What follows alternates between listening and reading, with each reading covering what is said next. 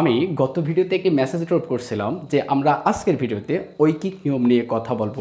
সেই ঐকিক নিয়ম নিয়ে যদি আমি কথা বলতে চাই তাহলে আমাকে প্রথমে বলতে হয় যে ঐকিক নিয়ম কাকে বলে, তাই না? তাহলে ঐকিক নিয়ম হলো সাপেক্ষ নির্ণয়। একটি সাপেক্ষে যখন আমরা অন্য একটি নির্ণয় করি তাকে আমরা ঐকিক নিয়ম বলি এবং ঐকিক নিয়মের ইংলিশ হচ্ছে ইউনিটারি মেথড। এই ঐকিক নিয়মকে দুইটিভাবে সলভ করা যায়, দুইভাবে আর কি। একটা হলো গুণের নিয়ম, একটা হলো ভাগের নিয়ম। আমরা সবাই একটা বিষয় জানি যে বাড়লে গুণ হয় এবং কমলে ভাগ হয়, কিন্তু ঐকিক নিয়মের ক্ষেত্রে এই ধারণাটা পুরোটাই রং আমি মনে করি। কেননা এখানে গুণের নিয়মের ক্ষেত্রে আমরা জানি যে বাড়লে কি হয়, বাড়লে গুণ হয়। সেটা কখন গুণ হবে? যখন আমরা কোনো পূর্ণ সংখ্যা নিয়ে কাজ করব তখন বাড়লে গুণ হবে। কি হবে? বাড়লে গুণ হবে। পূর্ণ সংখ্যা নিয়ে যখন আমরা কাজ করব তখন বাড়লে গুণ হবে।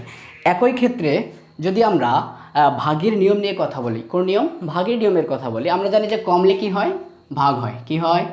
কমলে ভাগ হয়। ওকে, যখন কমে গেলে ভাগ হয়। এটা পূর্ণ সংখ্যার ক্ষেত্রে হবে, পূর্ণ সংখ্যার ক্ষেত্রে। অর্থাৎ আমি বলতে চাচ্ছি যে ভাগের নিয়মের ক্ষেত্রে যখন কমে যায় তখন কিন্তু ভাগ হবে, ঠিক আছে? কিন্তু পূর্ণ সংখ্যার ক্ষেত্রে আবার এখানে যদি ভগ্নাংশ সংখ্যা চলে আসে তখন কিন্তু ভাগের নিয়ম কমে গেলেও কি হবে? গুণ হবে। অর্থাৎ গুণের উল্টো।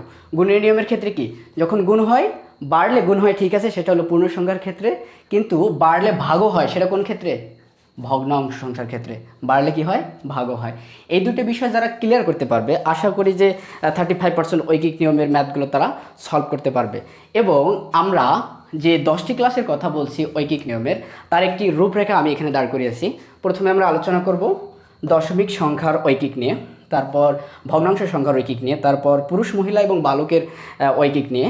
3 ধাপের ঐকিক এগুলো আছে, সেগুলো নিয়ে আমরা আলোচনা করব। তারপর যাওয়া আসা, কমা বাড়া, খাওয়া দাওয়া, এগুলোর ঐকিক নিয়ম আছে, সেগুলো আমরা সলভ করব। তারপর ঐকিক নিয়মের আরেকটি ইম্পর্টেন্ট টপিক আছে, সেটা হলো যে অতিরিক্ত শ্রমিক লাগার ঐকিক। সব পরীক্ষায় আসে ভাই, সব পরীক্ষায়। তারপর হচ্ছে সময় ও কাজের ঐকিক নিয়ম। এক্ষেত্রে এটা একটু বেশি ইম্পর্টেন্ট, এটা সময় ভিত্তিক আসে সব সময়। এই যে সময় এবং কাজের ঐকিক নিয়ম যেটা আছে এটা আমরা বেশি ইফেক্ট দিয়ে করবো। এবং পরেরটি আছে হলো একগুলো বাদ দিয়ে। এগুলো কিন্তু মোটামুটি সবগুলোতে কুলো দেওয়া থাকে, কিন্তু এখানে একটাগুলো বাদ দিয়ে ঐকিক নিয়ম কিছু কিছু আছে, সেগুলো আমরা সলভ করব। এগুলো যদি আমরা সব সলভ করতে পারি সব, তাহলে মোটামুটি একটা ধারণা এসে যাবে ঐকিক নিয়মের, যে আমরা দেখেই সলভ করতে পারবো ইনশাআল্লাহ।